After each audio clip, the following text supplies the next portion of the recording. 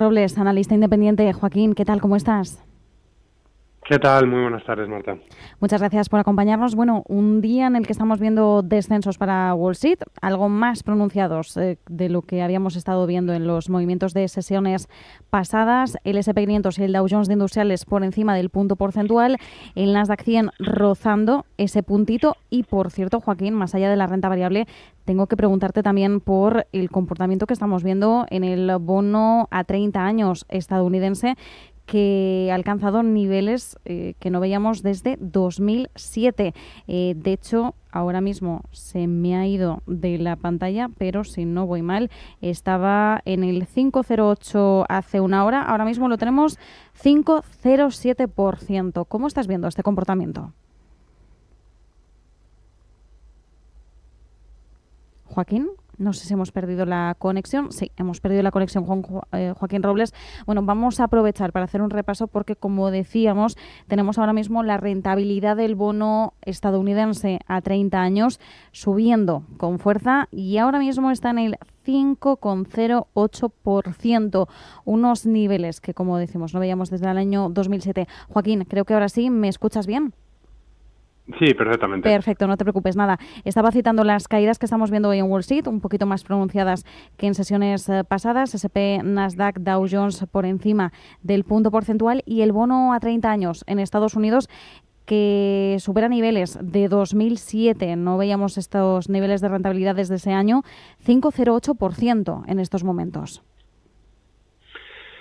Sí, está todo relacionado. Al final, la renta variable hay que tener en cuenta que ha subido desde los mínimos del pasado mes de abril cerca de un 20%. Esta semana, bueno, pues ya no había tantos resultados empresariales, tantos datos relevantes, una Reserva Federal que sigue mostrándose a la expectativa y luego, bueno, como bien comentabas, ha aparecido un nuevo foco de tensión, que es el de la renta fija y que se ha agravado durante las últimas sesiones por ese recorte en la calificación crediticia y luego también una menor demanda, ¿no?, en la última subasta y obviamente, bueno, pues esto preocupa a los inversores, sobre todo por el déficit descontrolado que estamos viendo en las principales economías del mundo, también la americana, por la dificultad para controlarlo y porque si siguiera subiendo podría necesitar incluso la actuación por parte de la Reserva Federal. Efectivamente, y además en medio de todo esto tenemos la votación de ese proyecto de ley, ese gran y hermoso proyecto de ley de Donald Trump, cito textualmente porque él lo dice como el Big and Beautiful, que podría además añadir peso sobre una deuda insostenible ya que acarrea y sostiene Estados Unidos, y entendemos que todo esto está incitando y aumentando todavía más ese nerviosismo. En medio de todo esto, Joaquín, tenemos también resultados empresariales. Todavía algunas compañías nos están aportando tanto las cuentas de cierre trimestral como también sus guidances, y en este caso tenemos que mirar inevitablemente, por ejemplo, a Lowe's o Target, en un contexto en el que además también hemos tenido las cuentas de Walmart, que la semana pasada decía que debido a los aranceles iba a tener que incrementar los precios. ¿Cómo estás viendo a Target y a Lowe's en concreto? Bueno, es verdad que son compañías, ¿no?, que siempre tienen ese componente importante porque dan un poco una guía, ¿no?, de cómo está siendo el consumo, a pesar de que hay otro tipo de indicadores adelantados, pero bueno, es importante ir viendo y sobre todo también dependiendo cuál, ¿no? Comentabas Walmart, que quizá está más enfocada a los bienes más esenciales, ¿no?, como la comida, ¿no? Y Target, que bueno, también es supermercado, pero tiene un componente más de los bienes no esenciales, y ahí es donde le ha pasado factura. De hecho, en la acumulada del año, mientras Walmart sube más de un 50%, Target cae más de un 30%, y es, bueno, pues por esa exposición al comercio exterior, a los bienes de China, y luego también, bueno, pues que los consumidores tienen cada vez más opciones y se decantan a lo mejor por otras más baratas, ¿no? Y es un poco lo que hemos visto en esta presentación de resultados, y ahí que estuviera cayendo, ¿no?, cerca de un 5%. Por otro lado, inevitable no prestarle algo de atención a United Health. Llevamos una trayectoria bastante curiosa. Podemos hablar de toda una crisis de imagen en en la compañía, crisis que va a tener que afrontar y atajar de alguna forma, pero bueno, de la semana que vivíamos la semana pasada, bastante turbulenta tras la salida inesperada del CEO y otras acusaciones, ahora The Guardian publica una información de pagos secretos que hacía la compañía a residencias para ahorrarse determinados costes que podía poner en riesgo en algunos casos la salud de los pacientes. Los títulos están cayendo, una crisis que se agrava y no sabemos tampoco muy bien, Joaquín, a qué tenemos que atenernos con la compañía.